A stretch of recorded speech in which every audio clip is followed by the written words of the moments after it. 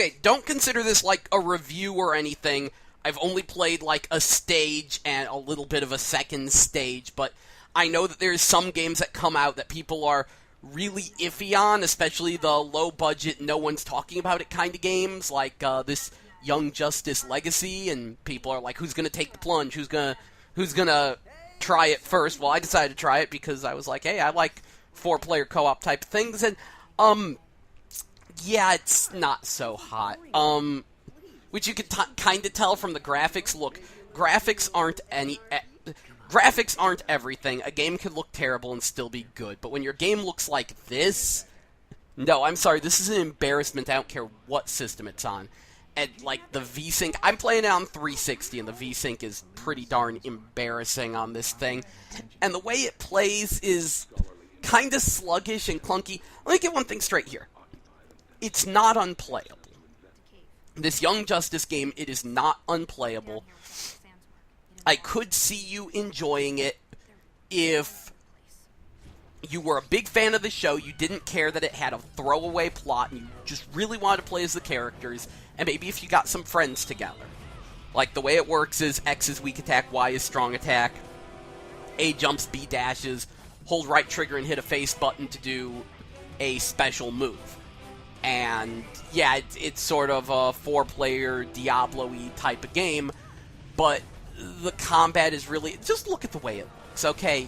A picture's worth 1,000 words. Again, not a full review, but remember how when I played Pac-Man the Ghostly Adventures, I, like, instantly knew the moment I started playing that it was a good game without even facing a single enemy? This game is, like, the opposite of that.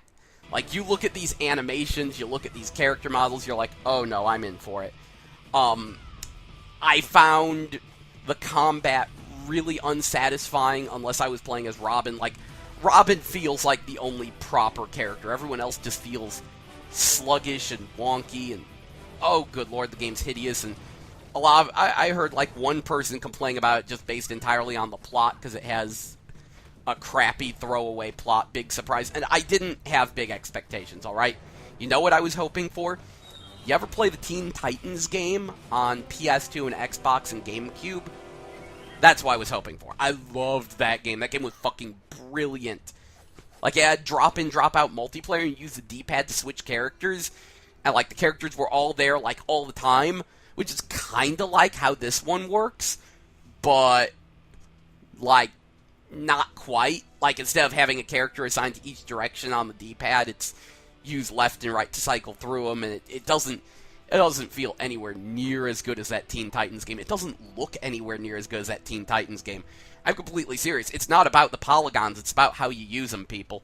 Okay? It's, again, not unplayable, but this is a pretty grody game.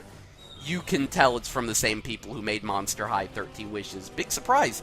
And, yeah, I like the fact that it's only $40, but Pac-Man the Ghostly Adventures is also only $40. It's a much better game. Also, Aquapazza, which isn't really that impressive, but it's still a much, much better game, and that's only $30. My point is, you could do a lot better than this for $40. Like, even at that price, this game's pretty gross. Just, yeah, so there you go. There's some gameplay footage and me talking about how it kind of grossed me out. Again, fans of the game might still enjoy it, but... Or fans of the series, that is. I'm just saying, be careful. It's a bit of a wonky one.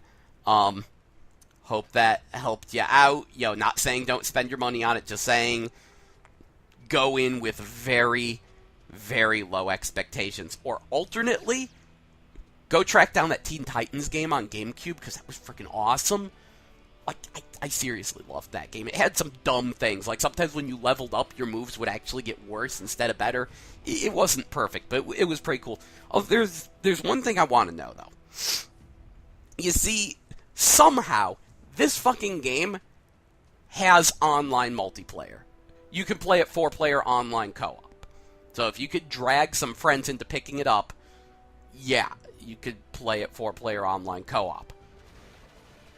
Why doesn't Adventure Time Explore the Dungeon, because I don't know, have online multiplayer if this game does?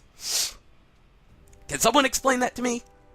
Because I was really looking forward to that game, and I found out it didn't have online multiplayer, and I was like, well, not sure I want to spend $40 on a dungeon crawler I can't play online that doesn't look that impressive offline. Yeah, like, I'm not normally a stickler for online play, but that genre, you know, I just... You want to know what the saddest thing is? We don't have a good... I can use the past tense.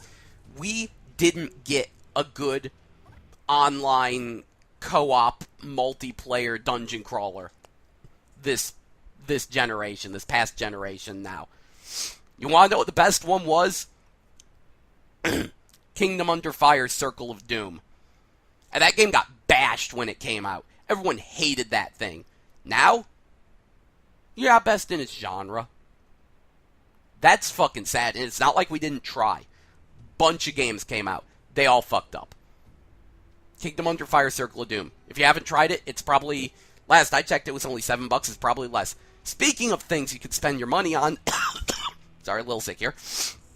Speaking of things you can spend your money on, Battle Fantasia is only $3 at GameStop now if you're getting it on 360. And that's an awesome game. I picked up 2 because I could just give them to friends. You never know when you need a spare. Battle Fantasia is $3 fucking. That's less than a Pokemon Rumble, you figure. Okay, just yeah. I'm rambling now. That's some Young Justice footage. I hope it didn't make you throw up. Yeah, bye.